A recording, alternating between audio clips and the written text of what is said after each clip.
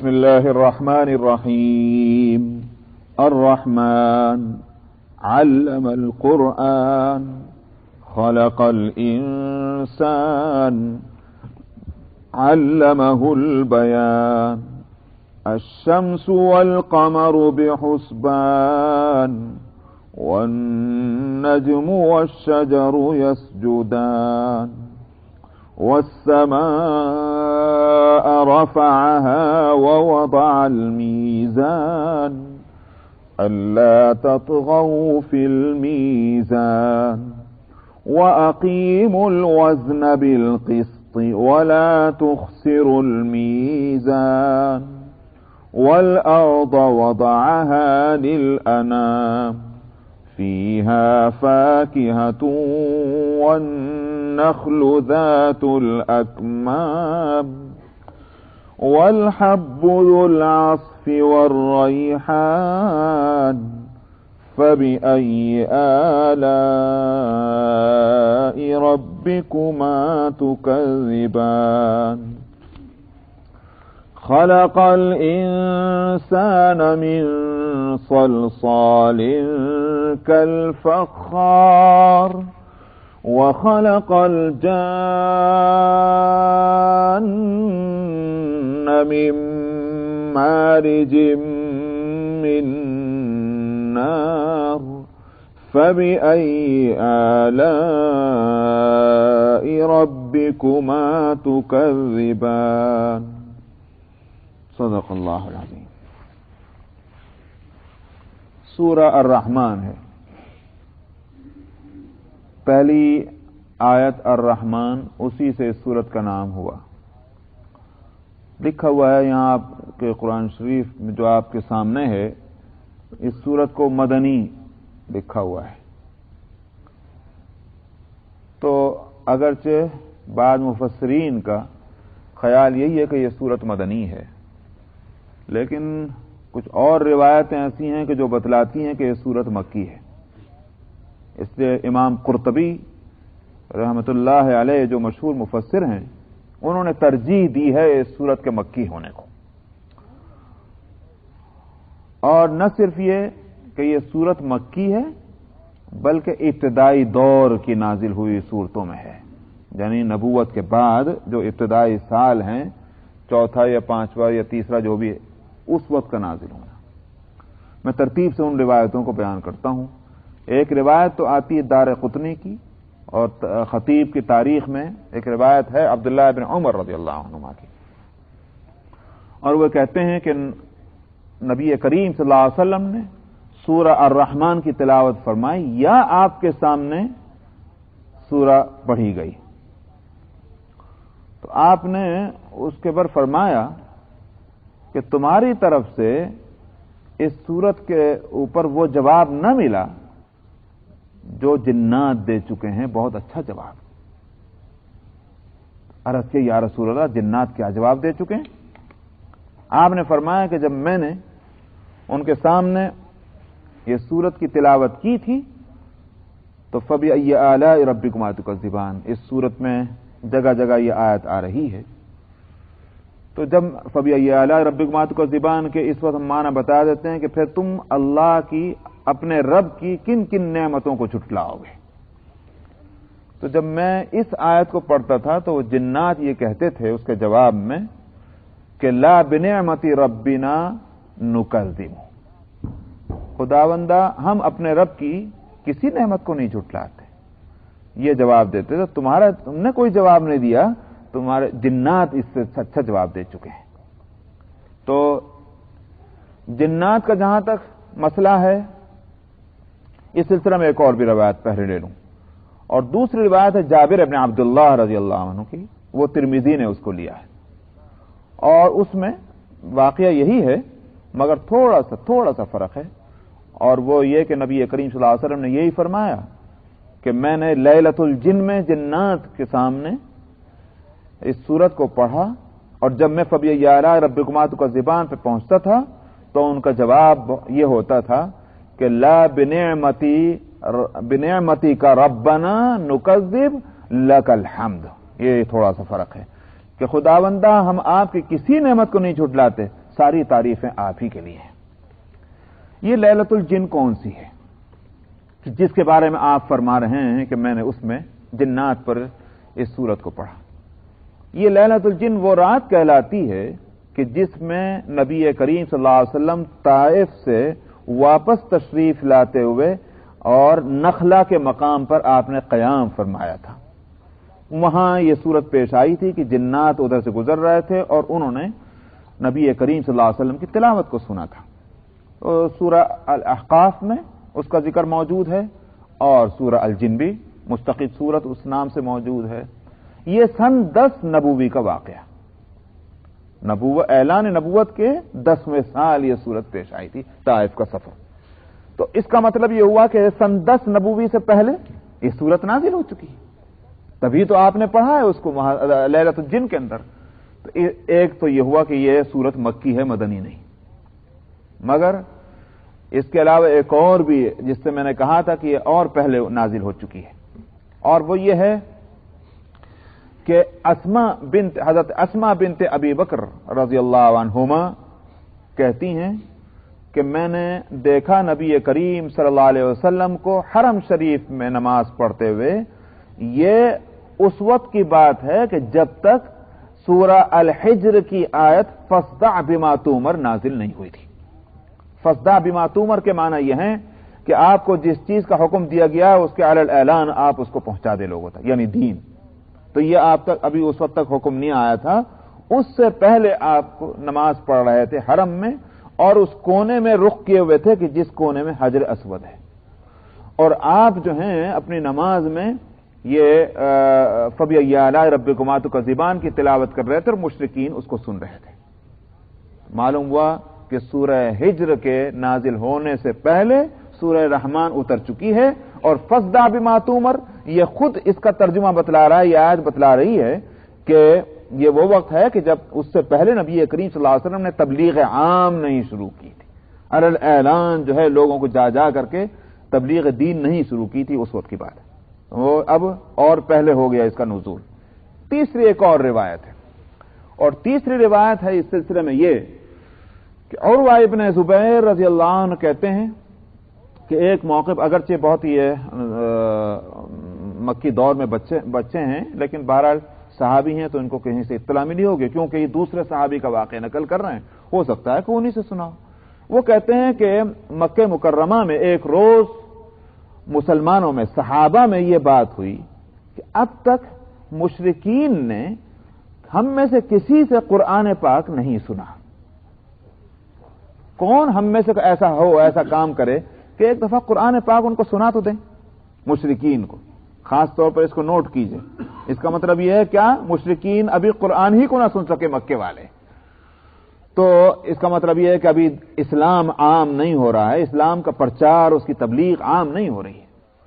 तो उसमें अब्दुल्लाह बिन मसूद रज़ियल्लाहु अन्हु मौजूद हैं उसमें, और ये शुरू दौर के इस्लाम लाने वालों में। उन्होंने कहा कि मैं करता हूं ये काम। सब ने कहा कि आप मुनासिब नहीं हैं, हम में से कोई वो आदमी तैयार हो कि जिसका खानदान बड़ा मजबूत हो, इसलिए कि मक्के वाले कोई जुल्म ज्यादती करते हुए ये सोचेंगे कि भाई उसके पीछे खानदान की ताकत है। ये होता है कबायली जिंदगी में। चलिए आप मुनासिब नहीं। तो अब्दुल्लाह बिन मसूद ने कहा कि नहीं, अल्लाह मेरा मुहाफिज है, तुम इसकी फिक्र छोड़ दो, मैं ही ये काम करूंगा। और इसके बाद ये हरम शरीफ में पहुंचे, और वहां मुशरिकीन जमा थे, रहा करते थे, सुबह का वक्त जमा हो जाते थे मामलात में मशवरा और गौर फिक्र करने के लिए। तो ये मकाम इब्राहिम पर पहुंचे और उन्होंने सूरह रहमान जोर जोर से पढ़नी शुरू कर दी। जो मुशरिकीन मक्का वहां मौजूद थे तो उन्होंने सुना, तो उनके पहले समझ में नहीं आया कि ये है क्या चीज।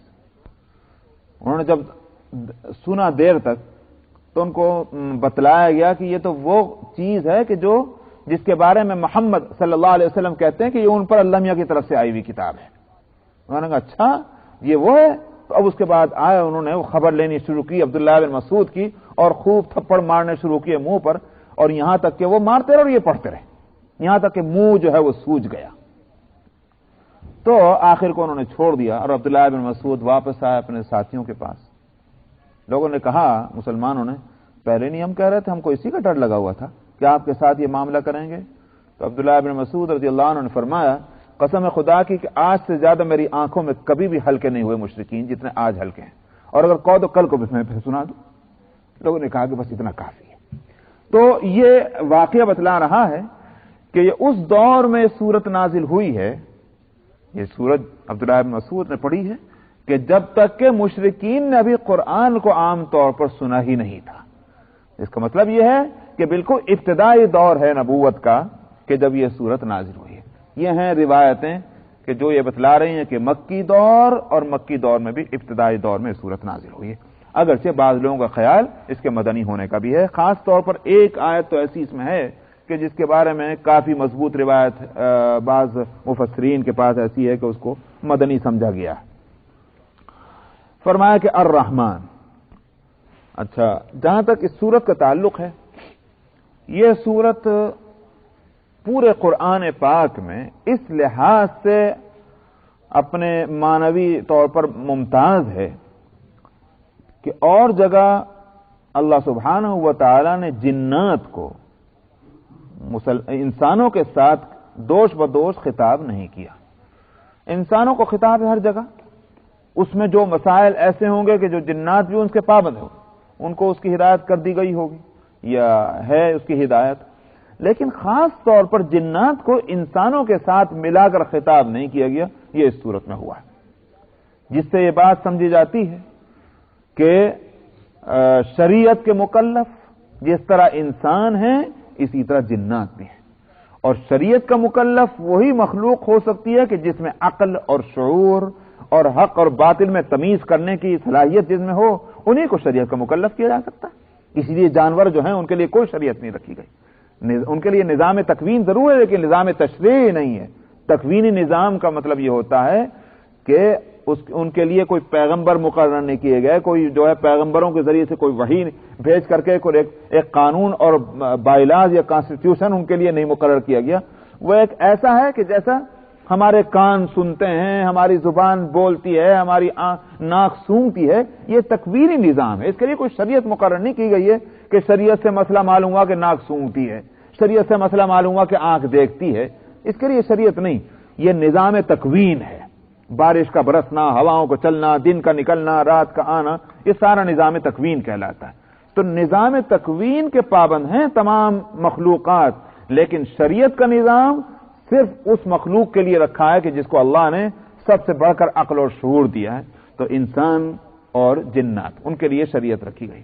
رہ گئی بات یہ کہ جنات میں براہ راست شریعت اتری کہ نہیں، جنات کے اندر براہ راست انبیاء ہوئے کہ نہیں، اس کے لیے کوئی ثبوت نہیں ملتا، اور جس سے یہ سمجھا گیا ہے کہ انبیاء علیہ الصلوۃ والسلام انسانوں ہی میں ہوئے ہیں، شریعت انسانوں ہی کے اندر اتری ہے، جنات کو ان کے تابع بنایا گیا۔ کیوں؟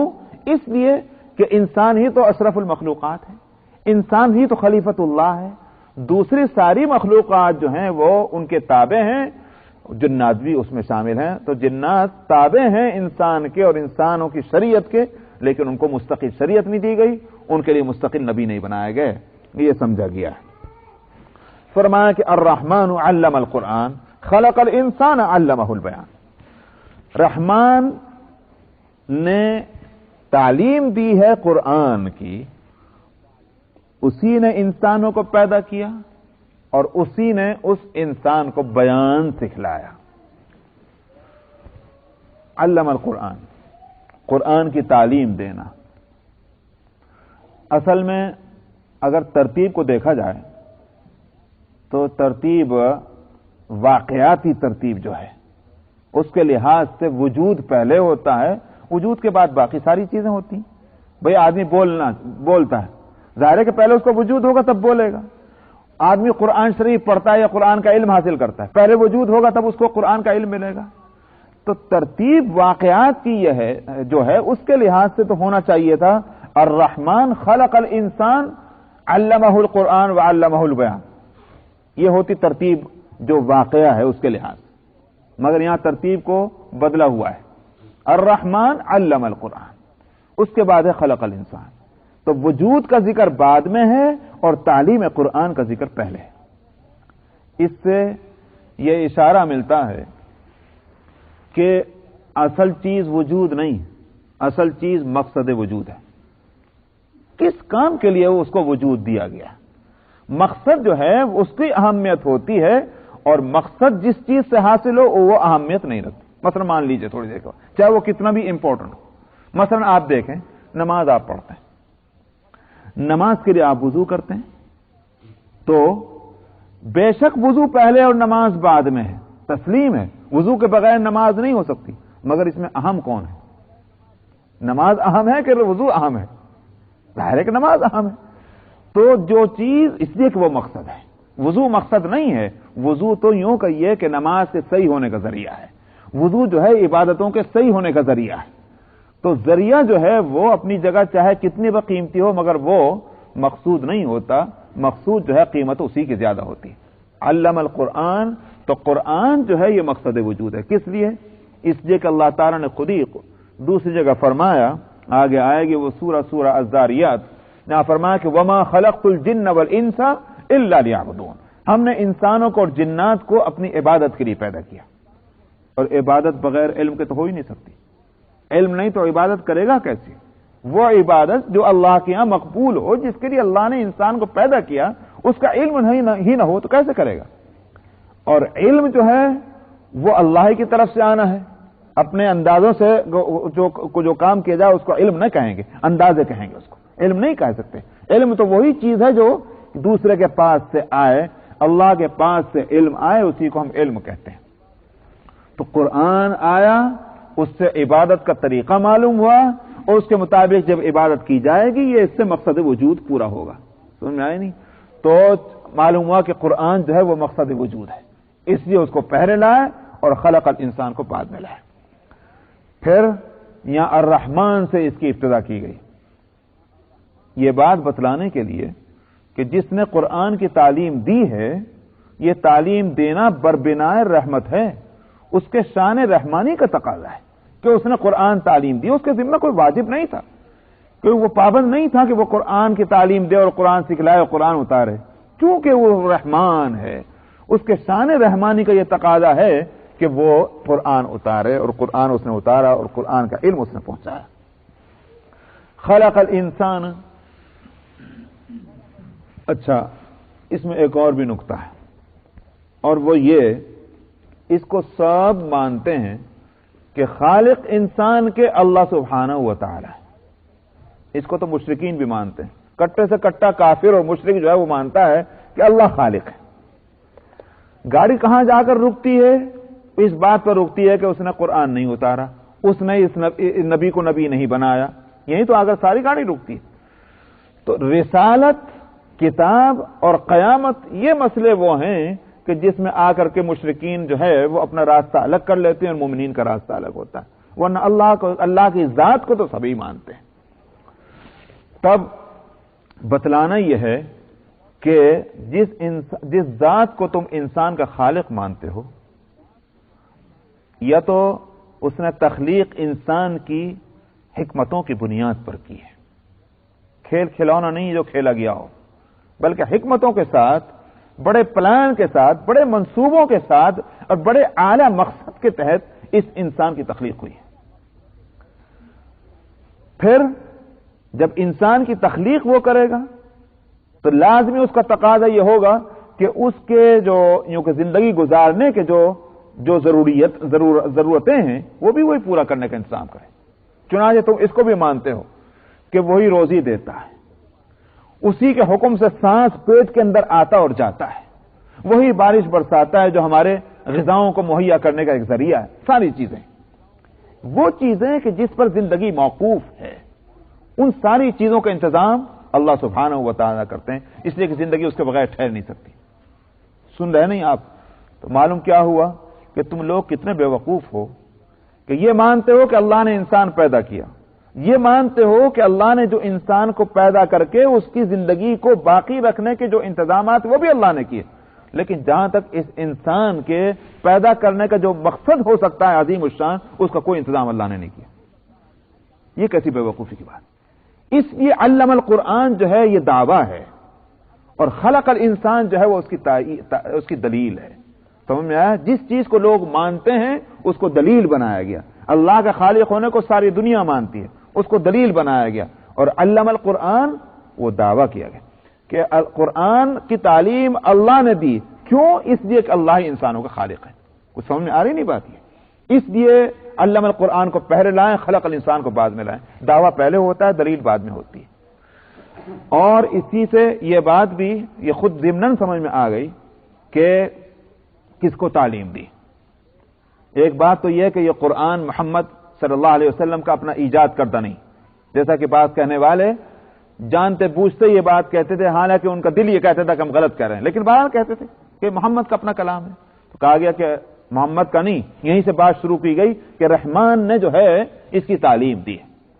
کس کو تعلیم دی ہے اس کو روک دیا گیا، اس کو بیان نہیں کیا گیا، جبکہ عربی گرامر اور عربی نحو صرف کے اعتبار سے یہاں ضروری تھا. انگلش میں کہتے ہیں نا آبجیکٹ، عربی میں اس کو کہتے ہیں مفعول. علامہ جو ہے یہ جس قسم کا یہ فعل اور ورب ہے اس کے لیے دو مفعول ہونے چاہیے. یعنی دو مفعول کا مطلب یہ ہے کس چیز کی تعلیم دی اور کس کو تعلیم دی، یہ دو مفعول آنے چاہیے. تو علامہ القرآن یوں ہوتا جیسے آگے آ رہا ہے، مثلا علامہ البیان. تو یہاں دو مفعول ہیں، علامہ ایک مفعول فاعل اور ہو ایک مفعول اور بیان دوسرا مفعول. سمجھ میں آئے نہیں بات؟ اس علامہ جس قسم کا فعل ہے اس کے دو مفعول ہونے چاہیے. یہاں ایک ہی مفعول بیان کیا علامہ القرآن، دوسرا مفعول بتلایا ہی نہیں.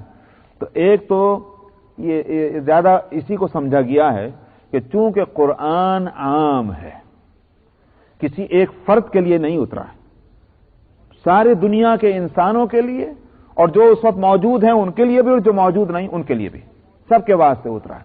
تو دوسرے مفعول کو نہ ذکر کرنا یہ اس بات کی طرف اشارہ کہ وہ مفعول متعین نہیں ہے. اس لیے علم القرآن کو کہا گیا، علمہ القرآن نہیں کہا گیا. علمہ القرآن اگر ہوتا تو اس کا معنی یہ ہے کہ قرآن کی تعلیم جو ہے وہ ایک فرد کو دی گئی. بے شک کہہ سکتے ہیں کہ حضرت محمد صلی اللہ علیہ وسلم کو تعلیم دی گئی، مگر دیکھنا یہ کہ نزول کس کے واسطے ہوا. نزول جو ہے اور اس کا علم جو ہے وہ صرف حضرت محمد صلی اللہ علیہ وسلم کے لیے نہیں بلکہ پوری کائنات کے لیے ہے. اس واسطے اس کو حذف کر دیا گیا مفعول کو.